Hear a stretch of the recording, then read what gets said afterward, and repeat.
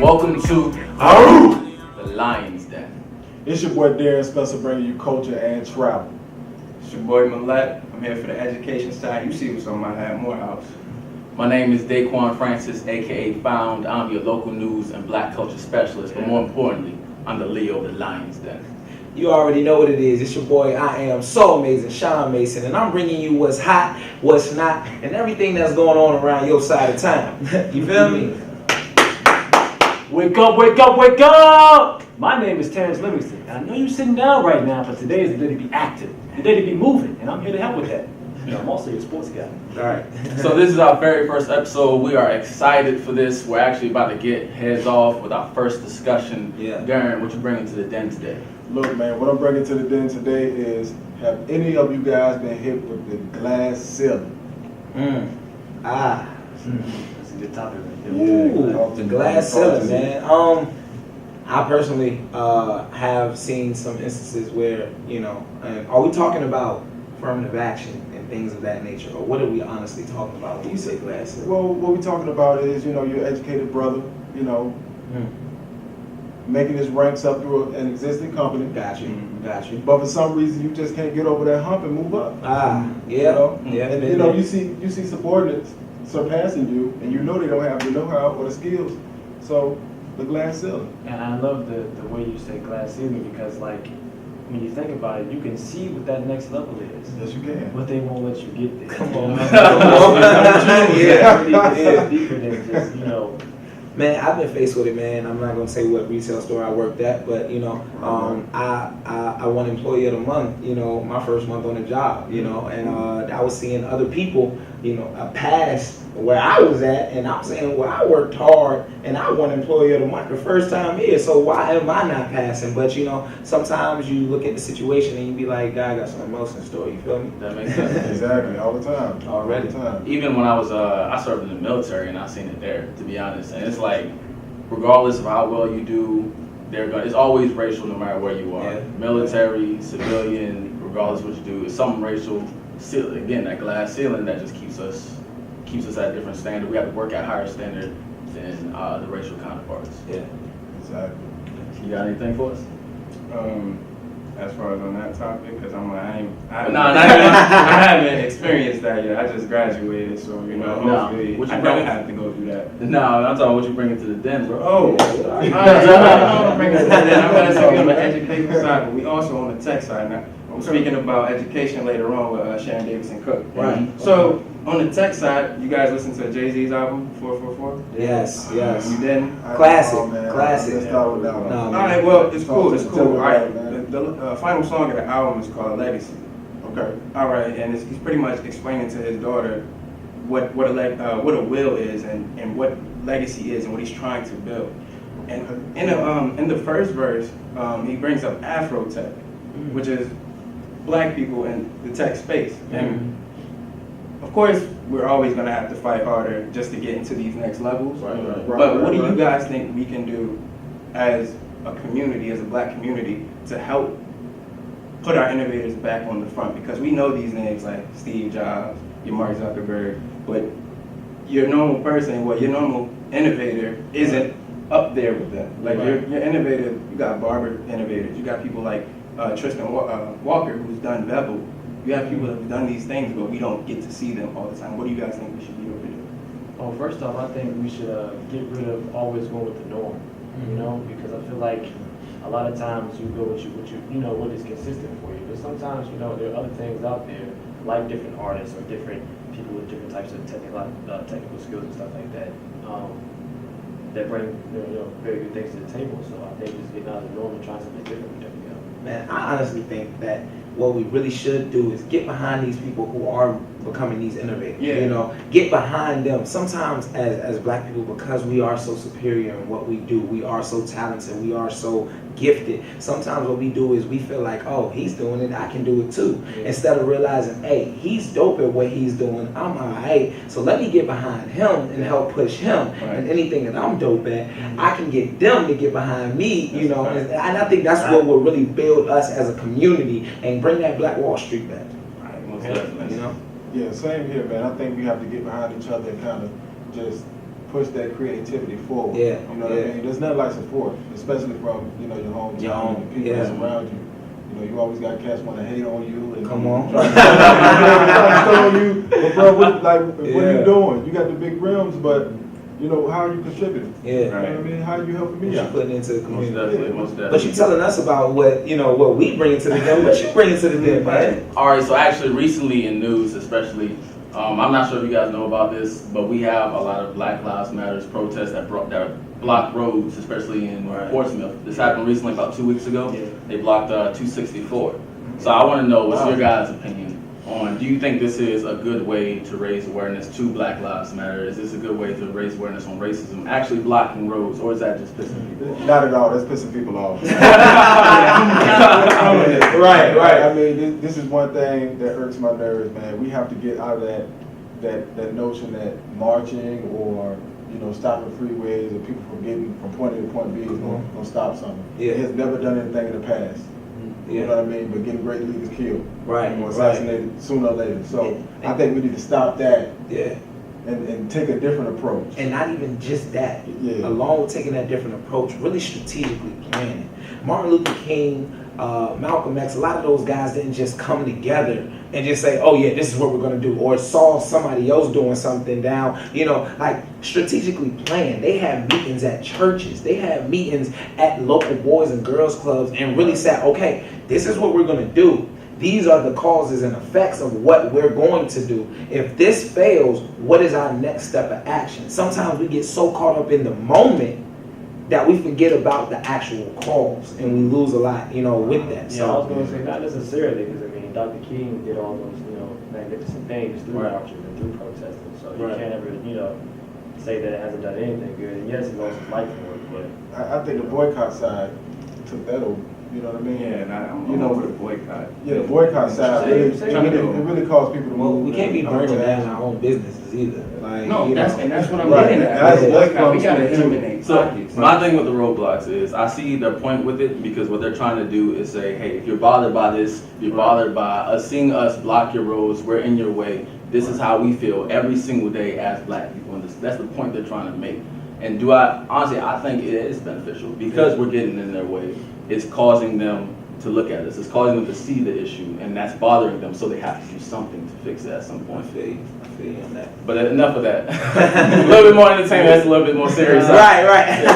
Well, no, there was a recent study that stated that hip hop and R&B is now the top genre of music in the world today. There we go. Now, along with like that. and along with the emergence of Power and Insecure and Empire, these Black television shows, what do you think that states for Black America and the momentum that is gaining right now? Well, how can we use that?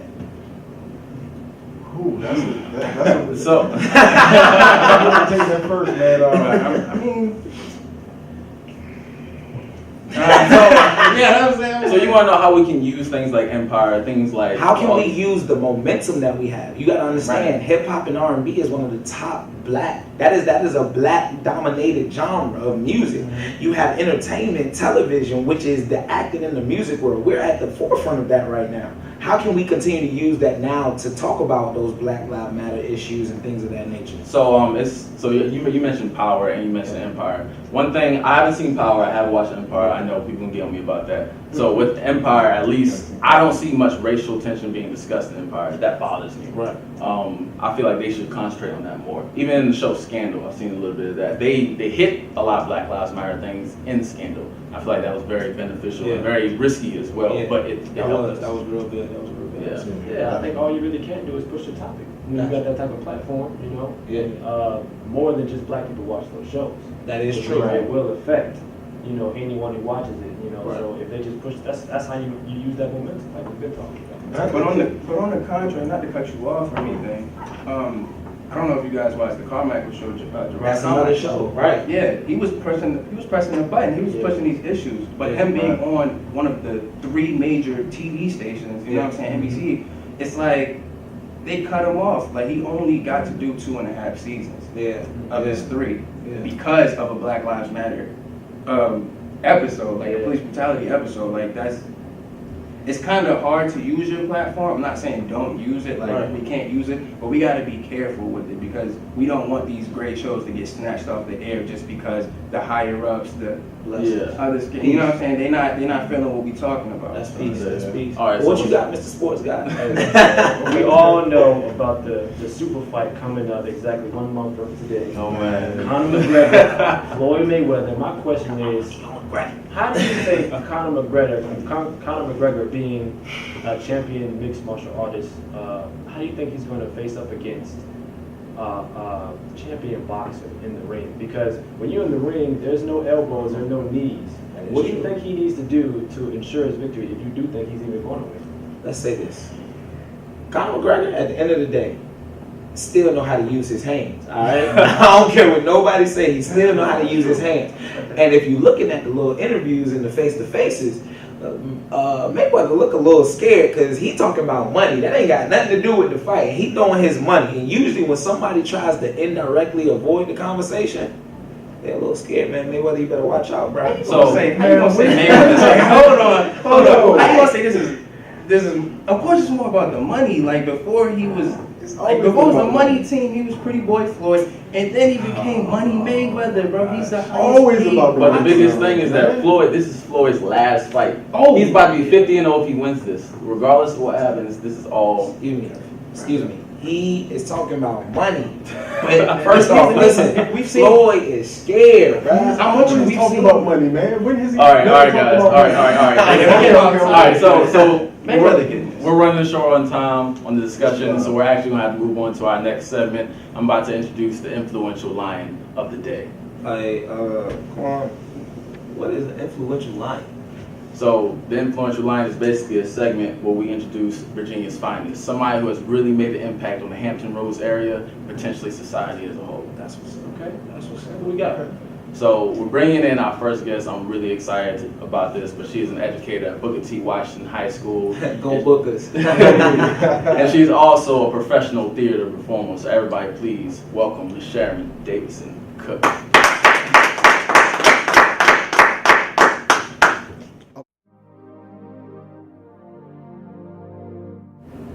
My name is Sharon Davidson-Cook, and I'm a resident of Norfolk, Virginia.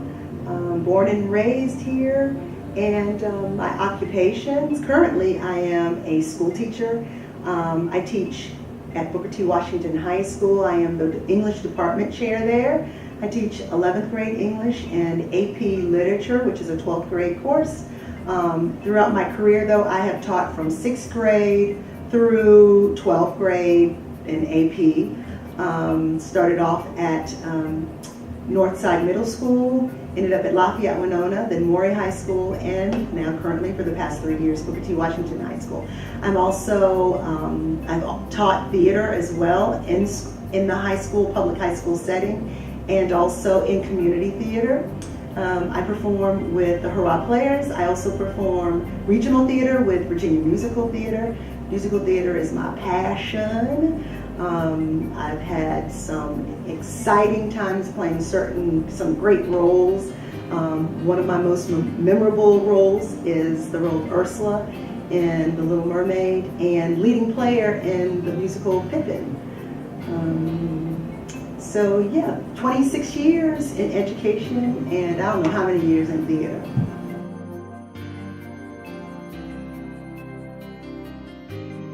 My biggest influences would be my parents. I know that might sound to some people a bit cliche, but they are my heart. Both my parents were educators, and they gave of themselves endlessly to students to serve the community.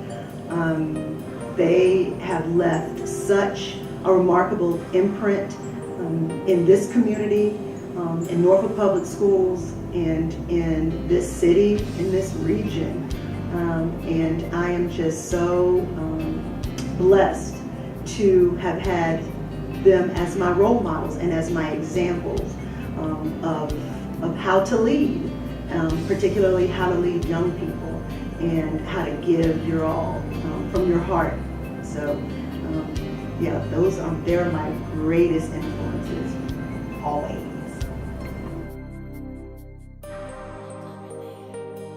I didn't start out as a teacher, if you will. I started out in journalism. My undergrad degree from Kansas State University was in broadcast journalism, TV production, and I did a short little stint as a talk show host for a program called Manhattan Magazine in Manhattan, Kansas. Some people sometimes think, oh, you mean Manhattan, New York City? Yeah, right.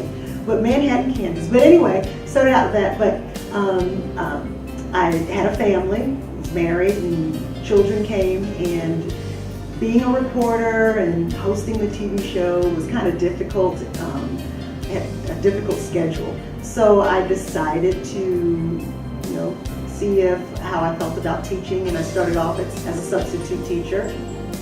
And because both my parents are educators as well, I've always been around teaching and learning, and it was always instilled in me at a young age the importance of being a lifetime learner. I've always had a love for books, for reading, for writing, and so I allowed that to just take me into the teaching career. I also, of course, have a passion for the theater. My dad told me when I was getting ready to go away to college that you didn't major in theater and the arts. He meant well. I know he did. Because he looked at, okay, well, what's the percentage? I mean, you making it as some Broadway star or whatever. So he kind of steered me away from that, but I was always drawn back to the stage, and I always performed. Even while in college, taking little classes here and there, performing, of course, in high school, and then coming back and reconnecting with my mentor and my dear teacher, mentor, and dear friend, Hugh Copeland, and who is the artistic director for the Hurrah Players, connecting with him and him allowing me to just to share my gifts and to share that passion and to inspire so many young people. And so I have had a tremendous opportunity to still give back in that capacity, but to make my living. Teaching was my call, and I feel that God is using me mightily in that area. I feel that I am gifted in that area. I know my purpose. And my purpose, of course, is to inspire, and if that is through classroom, in front of a classroom of students, or on stage, or directing kids on a stage, or what have you, I know that I'm doing what I've been called to do. And so I feel blessed that God has instilled these gifts in me and allowed me the opportunity to share with others what He's given to me. And hopefully I'm inspiring other people to live their passion as well and their purpose.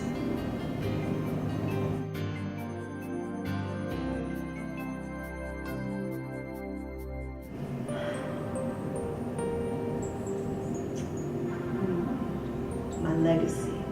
Wow. That question. The reason I feel like I'm kind of, because I'm just thinking about my dad, my father's legacy. My dad was such an influential man in this area. He taught most of his career, he taught for 42 years, and most of his career was spent at Booker T. Washington High School. And so that's where I am now, and I feel like I'm continuing his legacy and, walking in his footsteps. And so I guess I would want my legacy to be that I loved fiercely, and I gave my all. And even when I made mistakes, which we're only human, people knew that I had a heart and I cared, and that they were inspired by what I had to offer them. Just know that I cared. I just love people. I just love. And I always want people to reach their fullest potential, to really tap into themselves and who they are, and to just live their life to the fullest and to just walk in their destiny. So yeah, I guess I just want people to know I just love and I care. So I guess we're here with Sharon Davidson-Cook, Hey, right? Hey, how you doing I'm today? good, I'm great. Booker T in the building? Yes. Yes. Tell us a little bit about yourself. well, I mean, what do you want? I don't even know where to begin. Where do you want me to begin? I'm from Norfolk. Grew up here all my life. Born and raised. I went to Booker T. Washington High School, and when I left Booker T, yes, my Bookers, once a Booker, always a Booker. Yes. And once I left there, I went to Virginia Tech Oh, really? and got married my senior year of college, going into my senior year.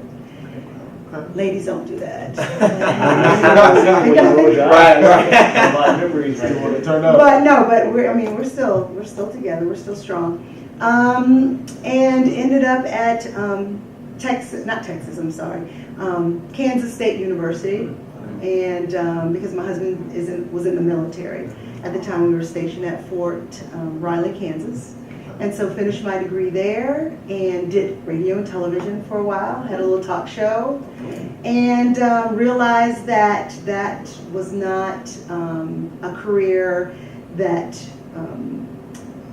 you needed if you had a family, because then I had a son at the time and pregnant with my daughter, and decided to let me try this teaching thing out a little bit. Both my parents are educators here in Norfolk as well. And did some substitute teaching. Then we ended up stationed discovered that I liked it.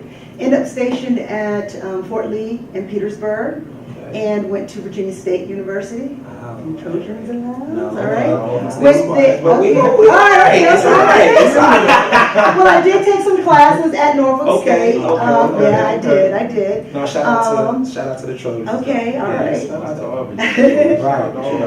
Shout out to Yeah. But earned my teaching degree through Virginia State, and then came here to Norfolk and started teaching here. Been doing it for 26 years now. I just finished my 26th year.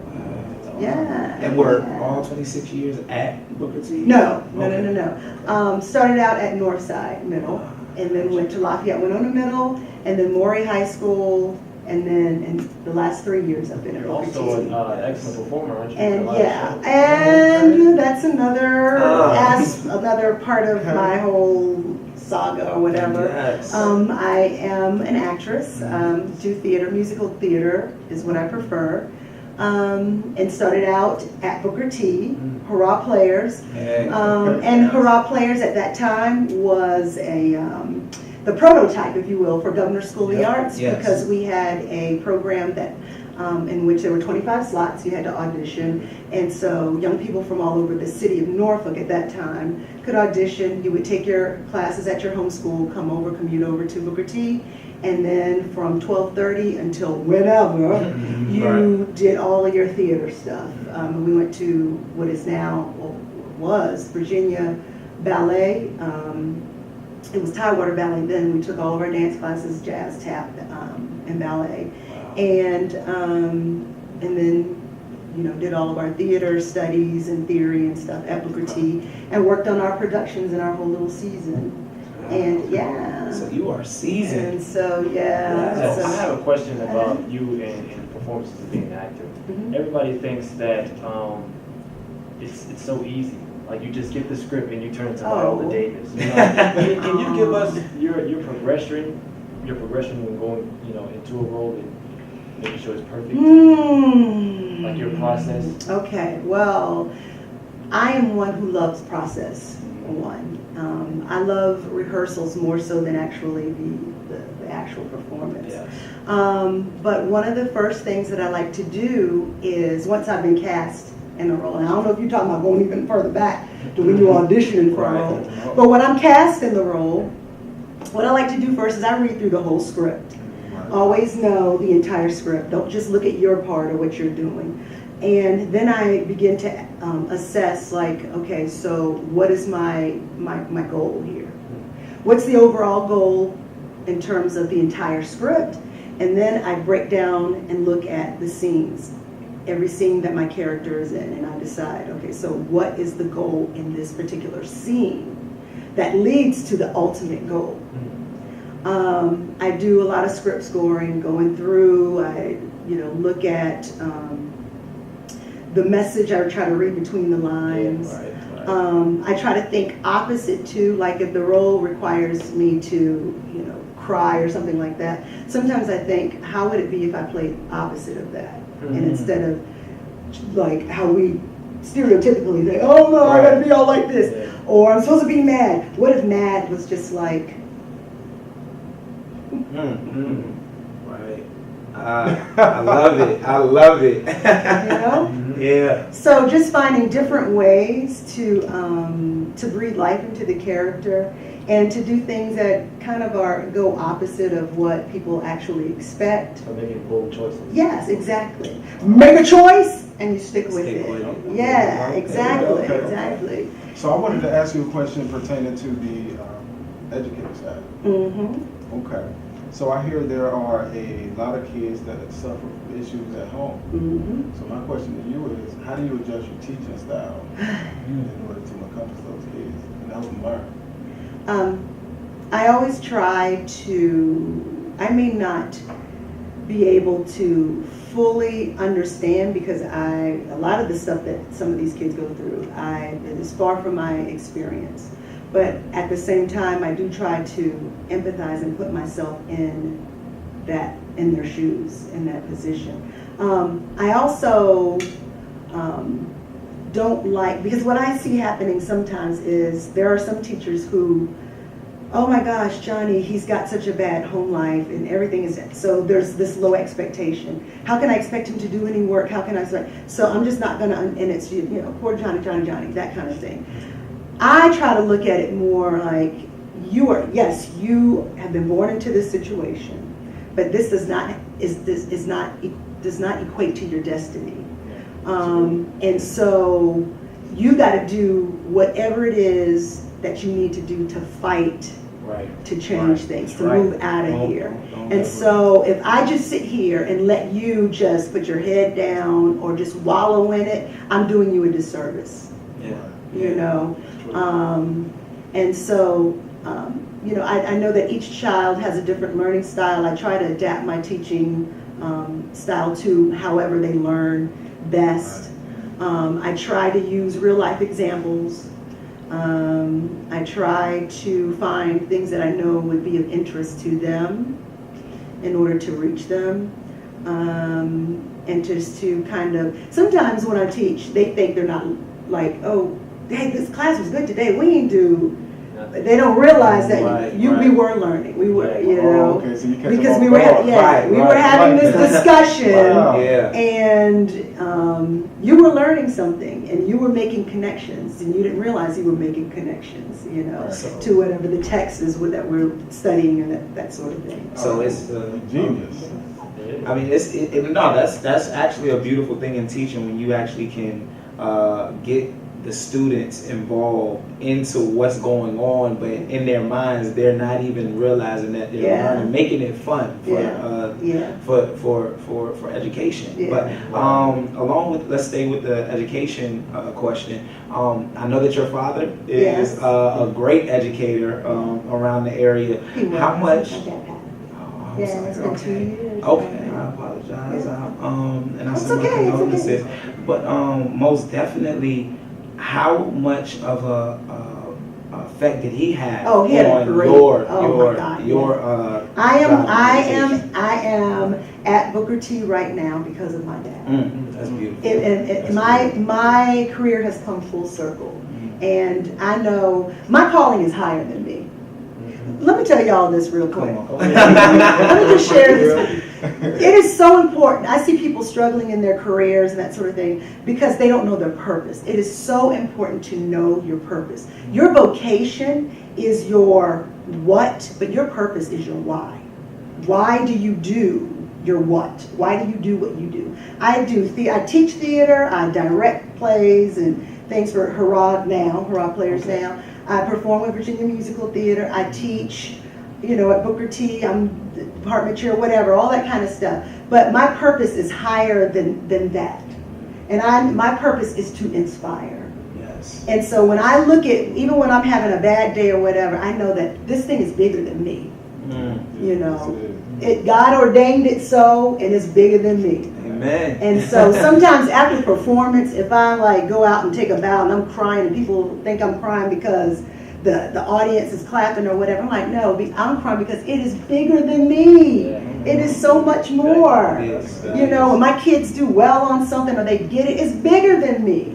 And so I'm there at Booker T. I'm in them trenches. Somebody asked me one time, did I want to go downtown for a job? No, I like to be with all the crazy stuff happening. With somebody pulling the fire alarm and all that kind of crazy stuff going on. I want to be in the middle of all of that kind of stuff. And we need more of you. Yeah, yes, because I understand my purpose. So know your purpose. Yes. And it makes life a lot more easier.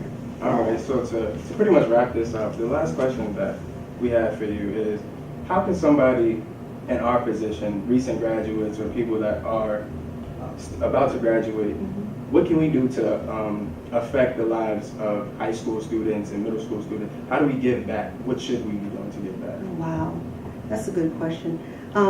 I say go into, a lot of times people want to come into the schools and all that kind of stuff, and that's all good and well, but sometimes you got to go into the communities. You got to go into those rec centers. People don't do that as much as, from what I've seen, it's not happening as much as it used to happen. I used to direct a local gospel choir, and I went into the rec center in Berkeley, and that's where we held choir. That's where I had choir rehearsal for these kids, and then I would take them to different churches and stuff to sing, and there used to be midnight musicals and stuff like that. But you got to go into their communities and find them. Absolutely. And then you got to stick with them. Right. No, see, So many times people come and then they go. I had a boys group this past year. It was a class of 9th graders, repeaters. Okay. So they were over age and that sort of thing. But I loved that class more than anything. It was just 10 of us, 10 of them in there. And it was all boys, 1 girl. And I just needed men to come there to talk to, because they would ask me stuff sometimes and I'd be like, Lord, child. So we're actually going to move on to our outside segment, is where we have one of the Lions go out and represent what they love to do the most. Darren? Okay, my fellow Lions. So for my segment on travel, I decided to go to New York City and check out the surrounding boroughs, and also get a glimpse at their culture that they have around the area. So I got some real good testimonies and interviews. Y'all stay tuned for that. Here's the clip.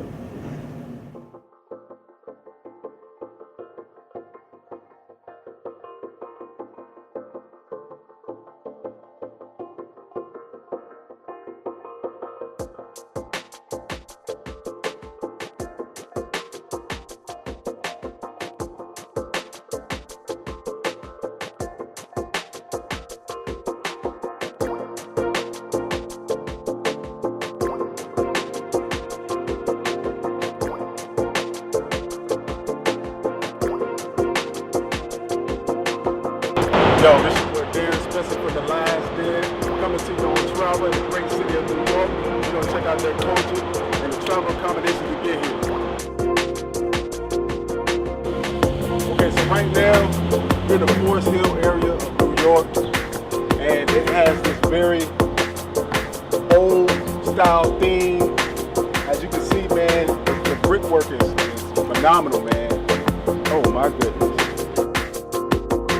Kind of reminds me of this old school show back in the day called Madison. I don't know if y'all ever heard of it, but Brain Your Yeah, this area kind of reminds me of that show because it was similar to that takeover in London.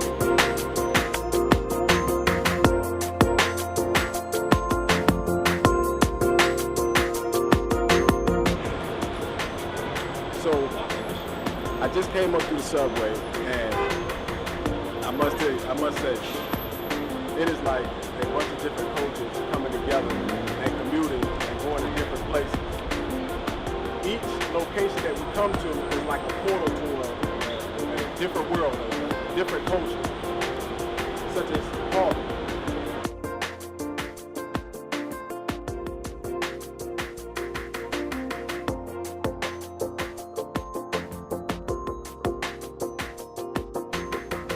Harlem has a completely different look. Forest Hill has more of a older style feel to it, whereas Harlem has this urban, robust, type fast-paced life that's going on. That's all around us.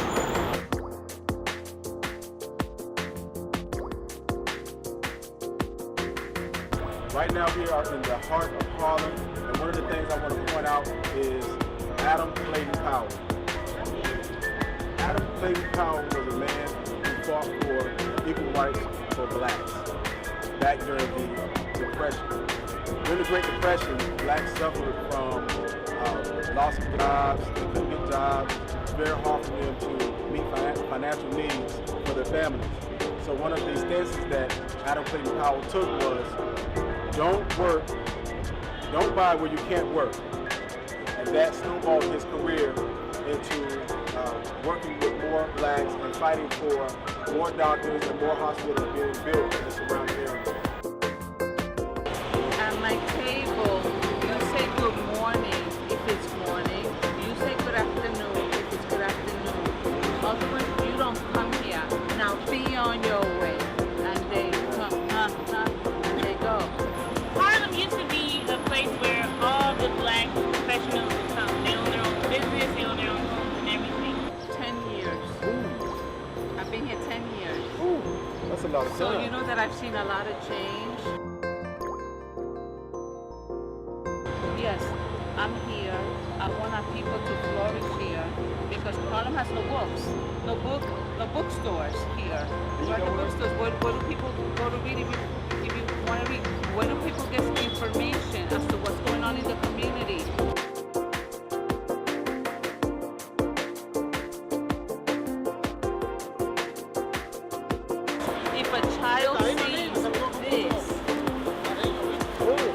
If a child sees this over this, how are they going to connect?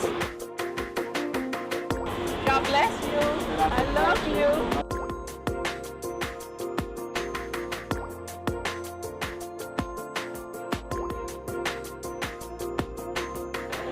So the primary form of travel in New York is the Metro card. Located behind me is the gate. You have to swipe your card to get a black strip.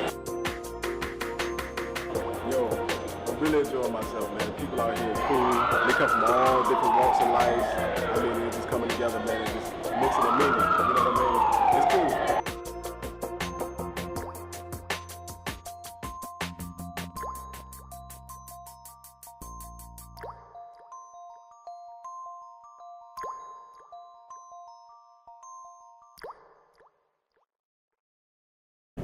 What's up, everybody? It's your boy Sean Mason, man, bringing y'all entertainment guests for the week.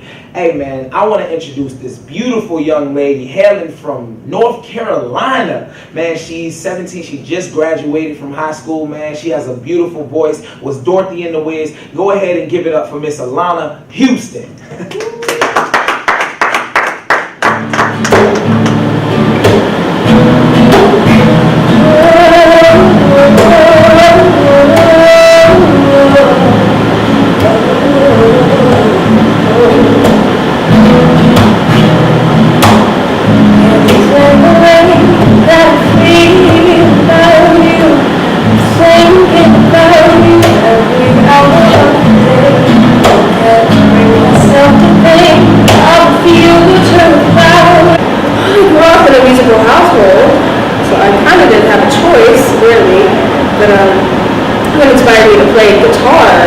and play all the instruments and everything was my granddad, and this is actually his guitar. Oh, good. Sorry. Alright, let me do it again. Okay. I love to be so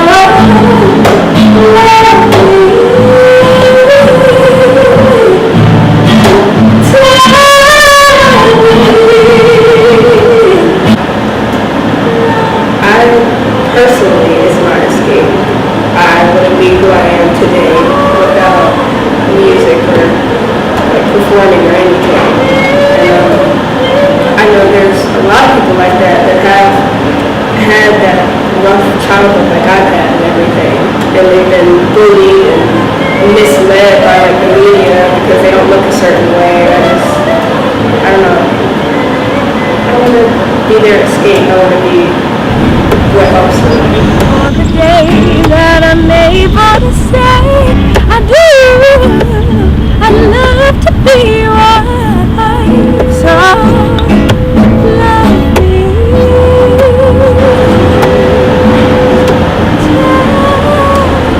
Well, all the songs that I make are happy. I don't ever make like sad songs that you listen to in the room and cry, because that is the type of person he was. He wouldn't let me be in my room and like be sad. He would just like do all these and so it's kind of a correlation between him and my music, because I'm trying to make music with you on it.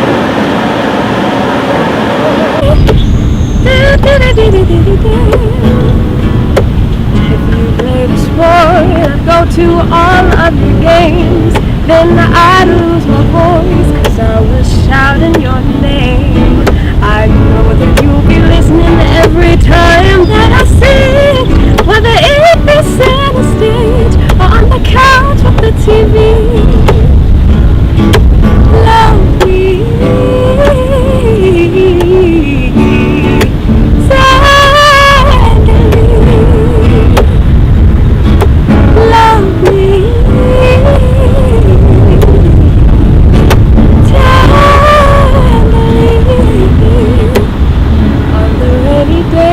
Turn my gray sky blue. There is nothing that I love cannot do. Wherever you choose to go, I'll be right beside you. Don't be afraid, I'm not a ghost.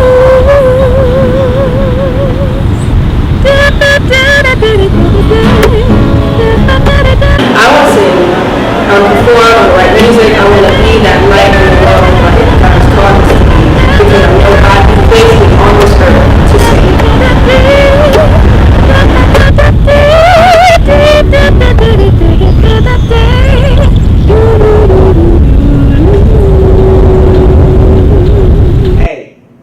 Hey guys, man, now, didn't I tell y'all Alana Houston was going to be dope?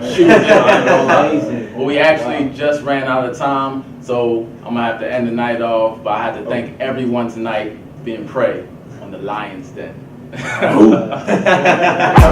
got the money on the way, I got the money on the way, I got the money on the way, I see the money on the way, I see the money on the way, man, I see the money coming, yeah, I heard the money on the way, I heard the money on the way, and if you ain't talking money, I ain't hearing what you say.